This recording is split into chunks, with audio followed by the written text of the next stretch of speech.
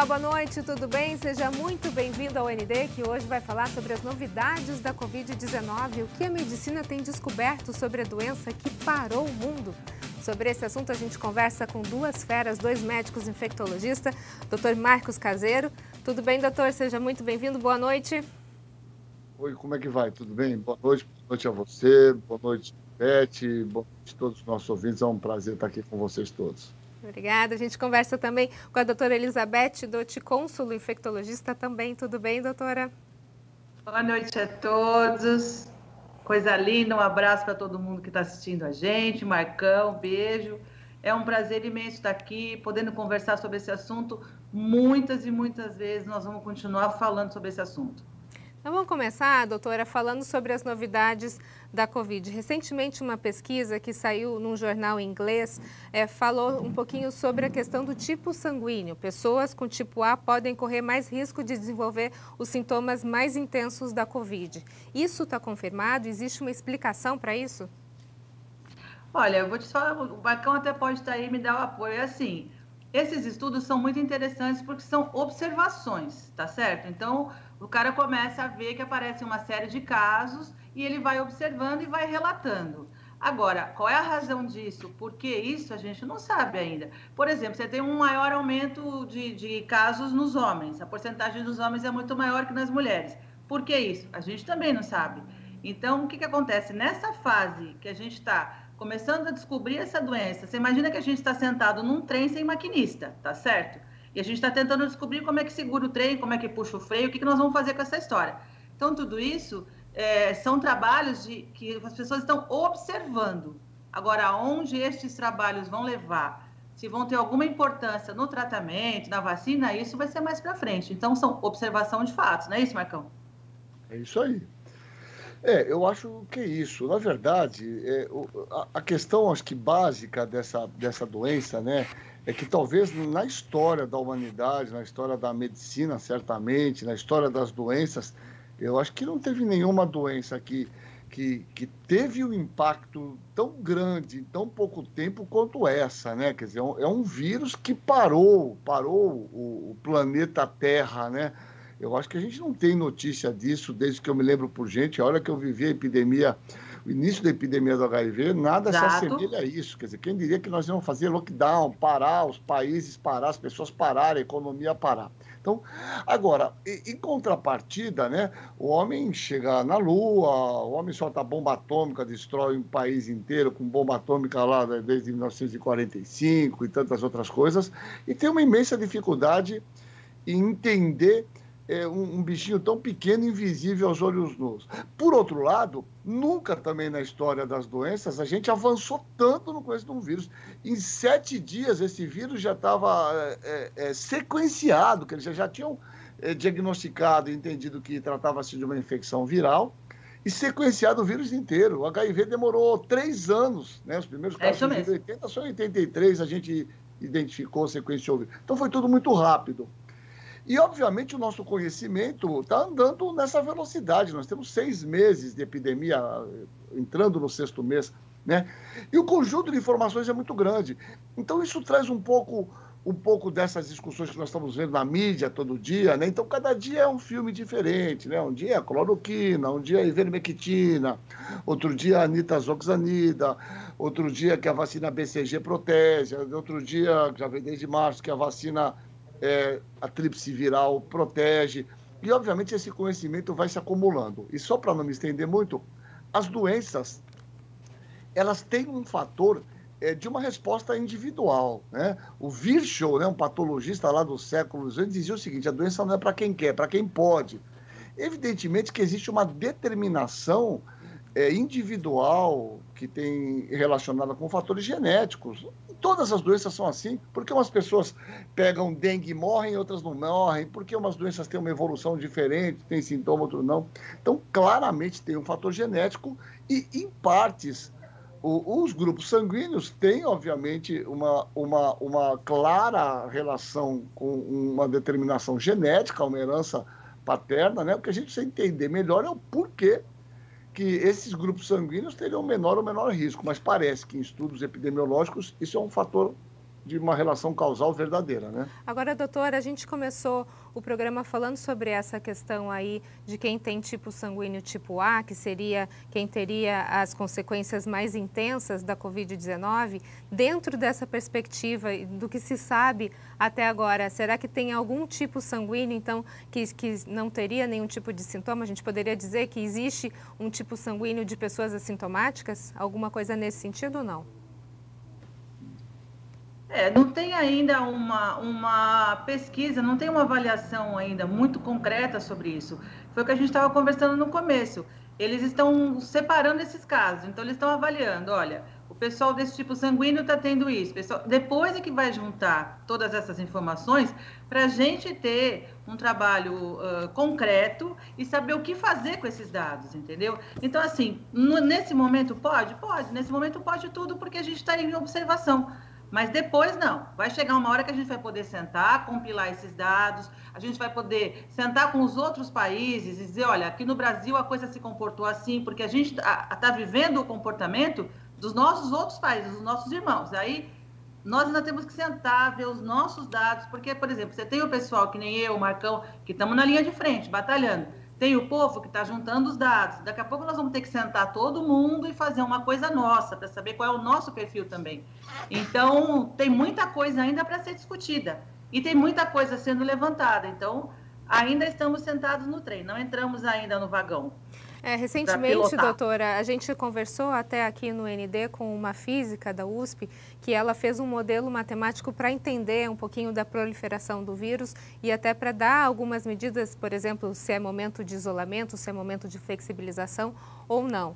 Aí, nesse sentido do que a senhora está falando, existe essa conversa já entre os cientistas, entre os médicos, entre os cientistas do Brasil e de outras partes do mundo, ou essa ainda é uma conversa muito embrionária do que a gente está vivenciando? Não, a gente conversa sobre isso todos os dias, né, Marcão? Todos os dias a gente conversa sobre isso, porque o fato de flexibilizar não significa que a doença acabou. Então, na realidade, as pessoas estão misturando tudo, estão confundindo tudo e estão indo para o shopping bater perna.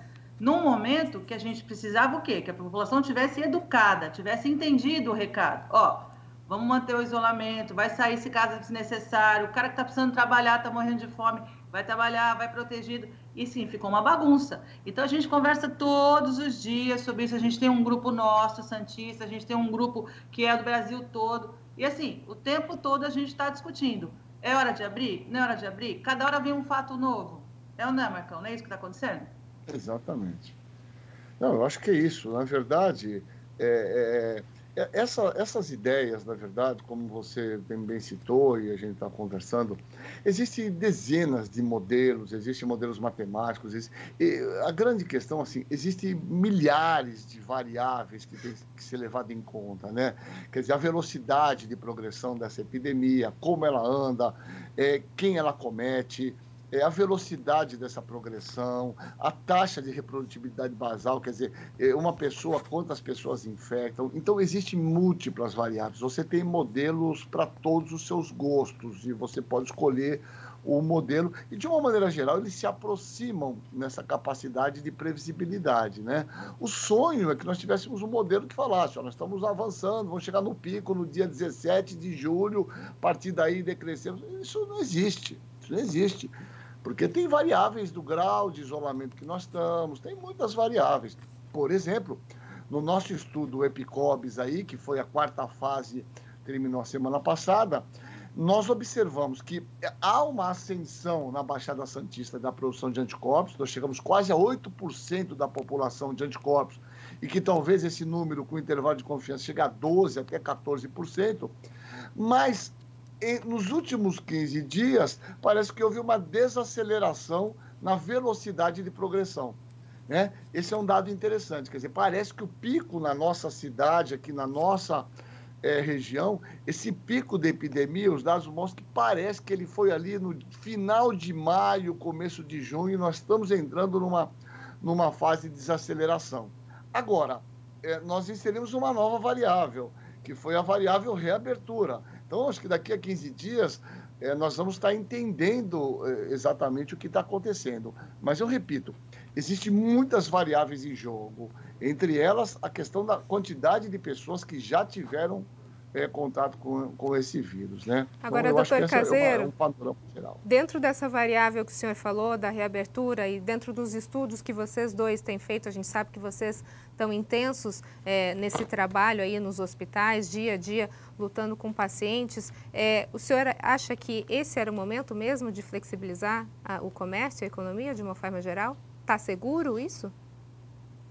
Ai, que medo. Essa é uma grande questão, na verdade. Nós temos um enorme problema. O Dória, uma semana antes de ele trazer essa proposta mirabolante, cheia de fatores, né, redução de 5 daqui, é bastante complicado esses critérios. Uma semana antes, na fala dele, ele falava em lockdown.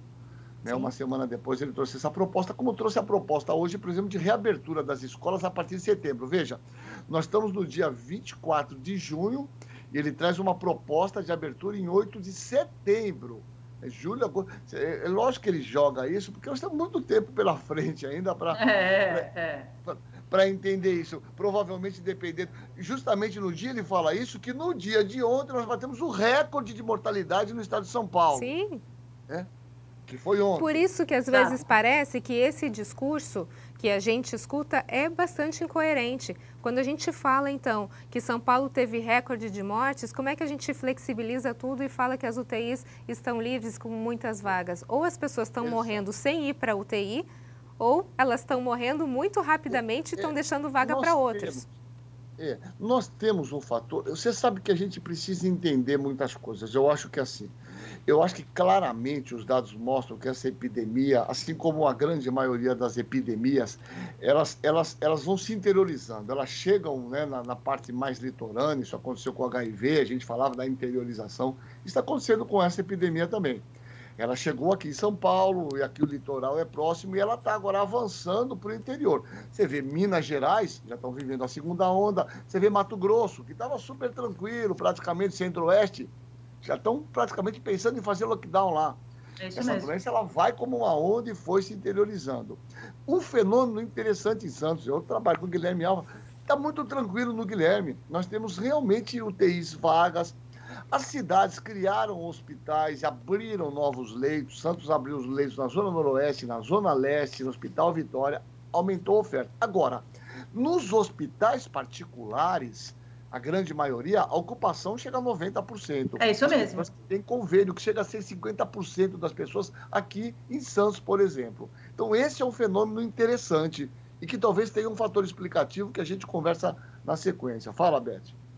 Realmente, a gente está muito preocupado porque esses dados são muito discrepantes, entendeu? Então, a gente tem uma área que está se desafogando, uma área super afogada, a gente tem a população não respeitando nada, tipo, vamos para bagunça, tem gente respeitando muito, e é isso que você falou. A gente tem previsões para daqui 3 meses. Você faz uma previsão para daqui 3 meses, na véspera você vira e fala, olha, não era isso. É fácil, então você pode fazer a previsão que você quiser. Você pode pegar a sua bola de cristal e chutar à vontade. Depois, quando a coisa vai chegando perto, é que você vai ver o que vai acontecer. Até então, porque, essa né, doutora, desculpa. Em relação à abertura das escolas, por exemplo, tem um fator econômico envolvido, né? Eu preciso rapidamente ir para o intervalo. Na sequência, a gente continua a falar sobre as novidades da Covid-19. Não sai daí, é rapidinho, a gente volta já já.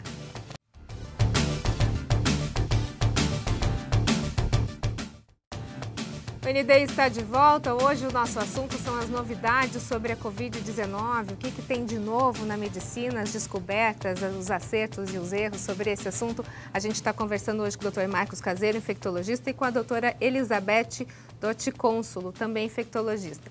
Doutora, eu cortei a senhora no bloco anterior, gostaria de dar continuidade agora ao nosso papo. A gente estava falando sobre o anúncio que o governador João Dória falou, né, recentemente, da abertura das escolas, e que isso, eu ainda brinquei que teria um fator econômico por trás disso, porque imagina se falar, de repente, que as escolas não voltam mais esse ano por conta da Covid, a gente tem um problemão aí nas escolas particulares. Então, essa balança que precisa ser equalizada. Eu imagino que é um momento muito difícil, imagino o sentimento de vocês, enquanto profissionais da saúde, quando escutam que a gente vai colocar um monte de crianças segurança dentro da escola em setembro, quando a gente não sabe nem o que vai acontecer na semana que vem, né? Exatamente. Isso é uma coisa que deixa a gente com o coração apertado. Tipo, o que vai acontecer? O que vai dar? Vai passar? Vai dar para abrir? É esse o momento? E a gente está falando de criança. Então, assim, foi que o Marcão estava falando no intervalo. Quando os caras fecharam lá na China, eles fecharam mesmo. Aqui foi um fechamento meia boca. Então, aqui fechou, uns saíram, uns respeitaram, outros não respeitaram, uns brigaram, outros não brigaram, tal, e a gente não fez nada com profundidade. Então, agora a gente está tendo que correr atrás da bola com as coisas tudo pela metade. Essa é a realidade. Eu acho que esse é o grande problema, né? Vamos agora para um assunto, gostaria de começar aqui com o Dr. Marcos Caseiro, que é a questão da vacina. A gente tem 2 vacinas aqui sendo estudadas no Brasil, a vacina de Oxford, a vacina chinesa. Eu gostaria da gente entender um pouquinho qual a diferença dessas 2 vacinas e qual o posicionamento de vocês, enquanto médicos infectologistas, sobre os testes serem feitos aqui no Brasil e principalmente no estado de São Paulo. Bom, primeiro, a coisa importante assim, nós estamos fazendo um estudo aqui no Hospital Guilherme Álvaro, eu queria falar, um estudo pioneiro, né? É um estudo que tem uma intenção justamente de preparar o entendimento de alguns profissionais até para a gente estar participando do estudo especificamente de uma vacina possível do Butantan. Esse estudo aqui em Santos já começou, nós estamos coletando o sangue de todos os pacientes do Hospital Guilherme Álvaro, que são cerca de 1.600 pacientes, e esses pacientes nós vamos acompanhar os positivos, a sorologia a cada 3 meses para responder uma pergunta que é uma pergunta que o mundo busca. Nós produzimos anticorpos e esses anticorpos duram quanto tempo? Esse estudo é um estudo de 2 anos, nós já temos a verba para isso, já colhemos o sangue e a cada 3 meses vão colher os funcionários positivos.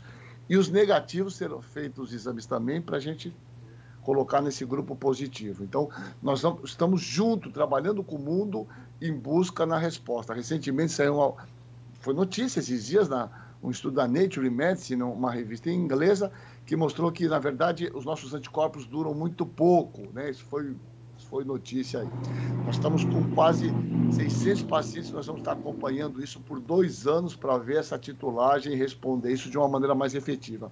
E justamente os pacientes negativos são pacientes que nós estamos preparando e ter documentado esses pacientes para participar de um possível estudo de um inóculo, de uma vacina conjunta do Butantan, que justamente será feita em pacientes que sejam profissionais de saúde, porque tem um risco maior de exposição ao vírus e que tenham anticorpos negativos.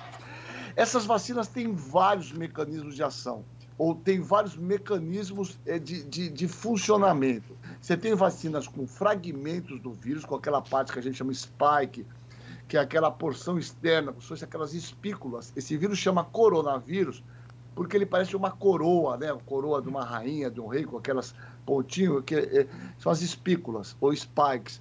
Essas espículas é que produzem anticorpos neutralizantes. Então, existem vacinas produzidas com essas espículas. A vacina chinesa é feita com um vetor. Um vetor é um vírus, um adenovírus, que eles injetam fragmentos desse vírus para induzir resposta imune. Tem vários modelos vacinais. As vacinas que estão na frente é a chinesa, que já está em fase 3, né? E essa vacina de Oxford, que São Paulo vai funcionar, nós devemos colocar alguns pacientes, alguns trabalhadores de saúde aqui de Santos, que vão participar desse estudo, no sentido de estarem recebendo essa vacina para serem acompanhando, que é uma vacina que parece ser promissora também. Particularmente, acho que nós só teremos uma tranquilidade, me parece, mais absoluta, ou pelo menos com mais segurança, quando nós tivermos uma vacina realmente efetiva, que mostre se ela traz realmente proteção e por quanto tempo essa proteção. Você vê no caso da gripe. Na gripe a gente toma vacina todo ano. Por quê? Porque a vacina te induz uma imunidade que dura em torno de 9 a 12 meses e o vírus também vai sofrendo pequenas mutações. Então, talvez com o coronavírus nós vamos ter o mesmo comportamento, né, de uma vacina que nós tenhamos que tomar com uma certa periodicidade. Infelizmente, nós precisamos de tempo para responder essas perguntas de uma maneira científica, de uma maneira objetiva, né? Daqui a pouquinho a gente fala um pouquinho mais sobre esse assunto, as descobertas da medicina em relação ao Covid-19. A gente vai para um rápido intervalo, volta já já, não sai daí, é rapidinho, eu prometo.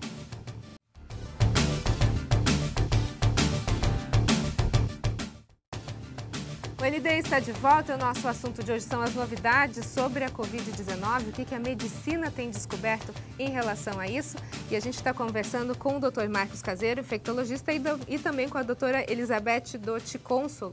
E aí, doutora, eu gostaria de saber da senhora, o que a medicina tem de novo? A gente fala de tantos medicamentos, cada dia vem uma novidade que pode ser utilizada. Tem alguma coisa nova mesmo? Olha, queridíssima, é assim, a gente vem brigando com toda a população. Como disse um outro colega nosso muito querido, são 200 milhões de pessoas dando palpite na medicação, sabe? Então, cada um acha que tem que tomar alguma coisa. Até agora, a gente não tem visto nada muito eficiente. Recentemente, foi publicado um trabalho pelo pessoal de Oxford sobre a dexametasona, que é um corticoide clássico, que a gente usa faz tempo, que, aliás, o Marcão vai confirmar, a gente já vinha usando antes deles falarem. Tudo bem, a patente é deles, mas a gente já estava usando e já estava vendo que estava ajudando e funcionando. Então, assim, até chegar uma medicação específica para o vírus, nós vamos ter uma longa escala aí. Então, o que a gente faz? A gente trata o em volta, a gente trata os sintomas e a gente tira o cara do quadro grave. Mas para bater no vírus, ainda não temos nada, ainda não temos um trabalho que mostre uma total eficiência. Então, a gente está lidando com os sintomas, das complicações e as sequelas. É isso que está acontecendo. Complicado, né, doutora? Doutor Marcos Caseiro, doutora Elizabeth, muito obrigada pela participação de vocês. Vocês são 2 heróis. Obrigada. Beijo para todos. Beijo.